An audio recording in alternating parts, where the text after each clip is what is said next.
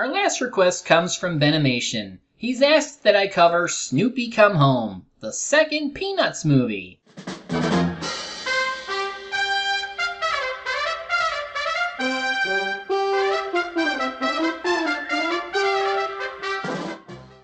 If you're not familiar with peanuts, well, they're a kind of legume crop that is often used in the production of peanut butter. Oh, and they're the name of a popular comic strip series created by Charles Schulz. From 1950 up to his death in 2000, Peanuts was about a group of quirky children living semi-ordinary lives, and a dog who is anything but ordinary.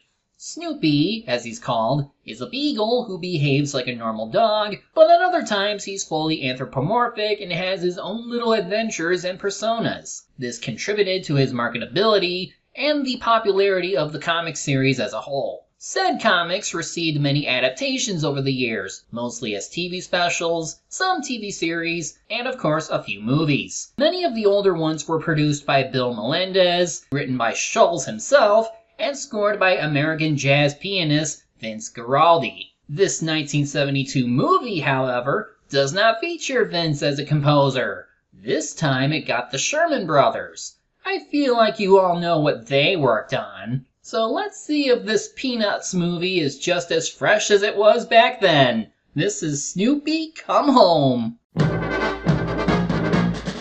Not even a second and they let you know what this is all about. Still neat though. Of course, the intro might be asking for him to come home, but do we want him to? I mean, he kicks Charlie Brown so he loses his kite to the kite-eating tree. He tries to get a kiss from Lucy, then messes with Schroeder's piano. But Peppermint Patty likes him, and Sally is fine with Snoopy too. Also,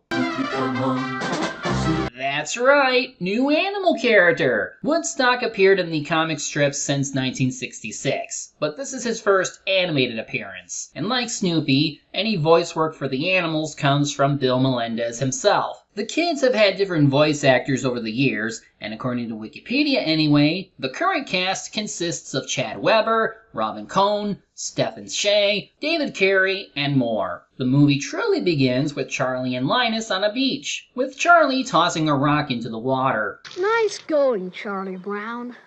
It took that rock 4,000 years to get to shore, and now you've thrown it back. Everything I do makes me feel guilty. I know this is just kids being kids, but I never understood why they give Charlie Brown flack for doing, well, anything. It's like he exists to be a universal punching bag, which definitely makes him the most sympathetic character at times. Anyway, here's a nice little song about the beach. At your reach, at the beach, is a monkey sparkly. The animation is mostly done by Lee and Bill Melendez Productions and Soapwith Productions, and they do well to replicate the general art style of the comic strip while enhancing it with some enjoyable visuals. This movie had a $1 million budget, which isn't a lot these days, but absolutely was in the 70s. The sequence also shows why Snoopy gets along with Peppermint Patty, because she thinks he is not a dog but a funny-looking kid. Of course, it's better if you're with someone you like. You kind of like me, don't you, Snoopy? This is gonna be awkward looking back on this in a few years. Oh no, the kids are playing Monopoly, and Charlie Brown is going to jail! Oh no, not on Pacific! With hotels? Pay me $1,275, please. Only Peanuts can make Monopoly funny. The comic strip and its adaptations always had the charm and likability as something like Winnie the Pooh, where even the smallest things can be funny and enjoyable. Anyway, part of the main story for this movie is Charlie putting up with Snoopy being independent, aka staying out late, while still having to feed the dog and such. Ow! Ow! Oh, if only the cans came with can openers. Ooh. Don't you start. But seriously, Charlie Brown's predicament is similar to that of any parent watching their kids growing up and not appreciating them. Of course, Snoopy has a snappy comeback to, "I bought you that collar," and he doesn't even need to speak. That's the artistry of Peanuts, when things are shown and not told. Anyway, Snoopy goes to hang out with Peppermint Patty on the beach, only to get kicked out because "No dogs allowed on this beach." Patty doesn't know what is going on and gets mad about it. I think I've been stood up. She should have known from the sign, but that would require her knowing that Snoopy is a dog. Anyway, after a funny song about no dogs allowed, Snoopy sends a formal complaint to the editor? Yeah, taxpayer, right. Also, in terms of the animated media, this is the first time Snoopy speaks. This is contrary to the use of thought bubbles, his primary way of expressing himself in the comics, which don't translate well into animation. Now here's something that's pretty dated. As Charlie Brown goes to the library with Sally and Snoopy, Sally complains about having to read. I hate reading. I just want to be a good housewife. Yeah, why be more independent when you can conform to the white patriarchy and perpetuate those stereotypes? This feels more like a time waster with some funny gags thrown in, but there is a point to this. The library also doesn't allow dogs. There is a big sign outside, but the kids completely miss it. Snoopy gets so mad that he takes it out on Linus. It starts small, but then... Jeez, he keeps this up and he's gonna end up like Dirty Dog. After boxing with Lucy, yes, really, we finally get something of substance when we see a little girl in a hospital bed. Given the sad song that implies that her loved ones might not remember her, she decides to write a letter. To who, you might ask? To Snoopy, of course. Nobody ever writes to me. I had 14 pen pals once, but I did all the writing. Because you'll always be the lovable loser. Snoopy actually takes the letter seriously and goes to visit the girl. Woodstock will accompany him, but because they can't talk, they just up and leave Charlie Brown. So we gotta have this travel sequence with the animals. Or lose, we go into. No dogs allowed.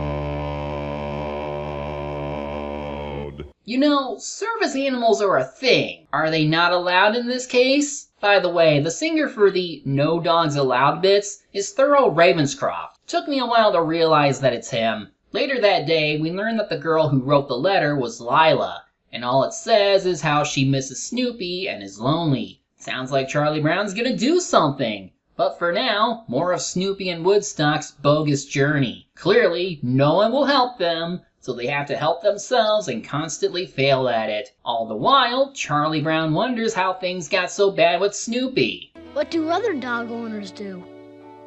I never thought of myself as being a dog owner.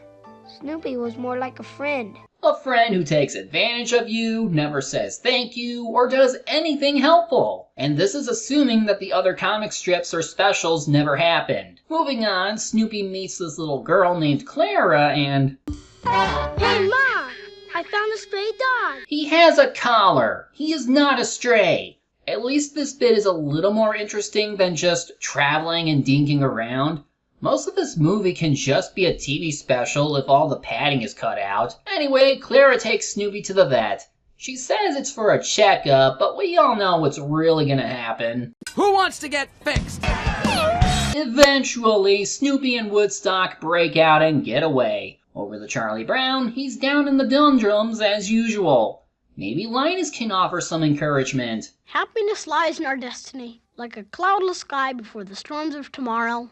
Destroy the dreams of yesterday and last week. I think that blanket is doing something to you. Now we're grooving, getting it together. This might as well just be a jukebox movie for the Sherman Brothers. These aren't bad songs, but cut down the song length to suit the story, not the other way around. Charlie Brown continues to mope while a carnival comes to town. You'll just have to get another dog. I don't want another dog. And I still say, if I don't find out who Lyla is, I'll go crazy. Then get up and do something. No, wait, clearly more moping is needed. So Peppermint Patty decides to invite him to the carnival to cheer him up. I know you miss Snoopy. I miss him too. But if you let yourself get into a mood, no one will want to be around you. No one likes a moody person, Chuck. Take it from me. I learned a long time ago that if you go around in a mood feeling sorry for yourself, you do it alone. And I mean alone, Chuck. Why can't you just be happy? I get she's trying to cheer him up while also acting on her crush for him. But times like this make me think of that one Riff Tracks PSA where sad kids are depicted as clowns because if you just be happy, you wouldn't be sad all the time. Though in Charlie Brown's case, any attempt to be happy leads to the same dour place. Like, what do you want from him? Once again, no dogs allowed on a train. Then after a trippy walk scene, Snoopy and Woodstock finally make it to the hospital. But of course, no dogs allowed, or birds for that matter, so they try sneaking in while disguised as surgeons. No dogs allowed. Second time's the charm? Well, he makes it with enough effort. Snoopy! I knew you'd come. And we'll hold off on that, because the main kids are wondering why Snoopy has been gone for so long. Charlie Brown feels bad as usual, and as a song plays, this is what they end up doing most of the time. Snoopy, Snoopy, why oh why did you roam? You could do a little more than that, or did you waste all that energy on the Snoopy segments? In a following scene, Charlie reveals that his parents found Snoopy in a puppy mill. Linus gets the idea of calling said mill to figure out what's going on, but Charlie Brown is still moping about how everything he did for Snoopy was for nothing. Snoopy, come home! Title drop. Speaking of, Snoopy is helping Lyla recover. He does want to go home, though Lyla wants to bring him to her place. This is when Linus informs Charlie that Lyla was actually Snoopy's original owner. But because her family had to move, she returned him to the puppy mill. Charlie's convinced that Snoopy chose Lyla over him, but that doesn't stop him from missing his dog. Of course, while Snoopy planned to go home, seeing Lyla sad for him leaving gets him to change his mind. Why don't you go back home? Maybe you could sell your fares. You could say goodbye to all of your old friends. Then you could come and meet me at my house. You know, I was kind of feeling for her given her illness and for how her leaving him wasn't her choice. But if you're gonna go that far, I'm gonna start suspecting you. What about what Charlie thinks? Even without meeting him, she still wants to screw him over. And Snoopy ends up playing along. After returning home, he just writes a letter to give up his belongings to everyone in the neighborhood. That escalated quickly. And again, what did Charlie Brown do to deserve this? To quote Charles Schulz, Charlie Brown has to be the one who suffers because he is a caricature of the average person. Most of us are much more acquainted with losing than we are with winning. Fair enough, but fewer wins doesn't mean no wins at all. Hey, it's Franklin in his first animated appearance. He doesn't get to talk though, but at least he's here for Snoopy's going away party. Charlie is trying to act like everything's alright, while the other kids come up to Snoopy to give him gifts. Then they all cry as Schroeder plays one last tune for them.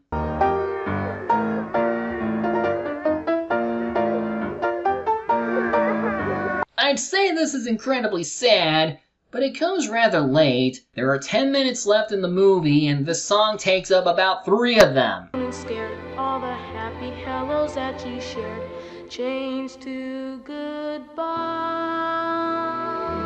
So Snoopy is finally heading to Lyla's apartment complex. And guess what? Okay, I rag on movies being mean to cats, but damn, I feel bad for dogs in this world. Lyla greets him and shows him her cat, so Snoopy shows her the sign and yeah, he just up and leaves her. What was even the point of all this? Charlie mopes, the kids try cheering him up, Lucy even suggests getting a new dog. No, never again. I don't ever want to go through such an ordeal again. Bummer. Good thing Snoopy returns and everyone is happy. Until he starts asking for his stuff back. That does it, Charlie Brown. He's your dog and you're welcome to him. Snoopy come home, Snoopy come home. Oh, that dog. This movie is definitely something. It captures the spirit and humor of the comic strips and is really well animated. However, this should have just been a regular TV special, with the story revolving around Snoopy seeing his old owner again and picking between her and Charlie Brown. Most of this movie felt padded out. It takes a long while for the main story to come into focus, and even then a lot of stuff gets dragged out. And when a lot of those scenes involves Charlie Brown going through the motions and having life screwing him over, you do get sad for him. And also irritated at everyone else for giving him a hard time. But what keeps me from despising anyone is how funny and quirky they are.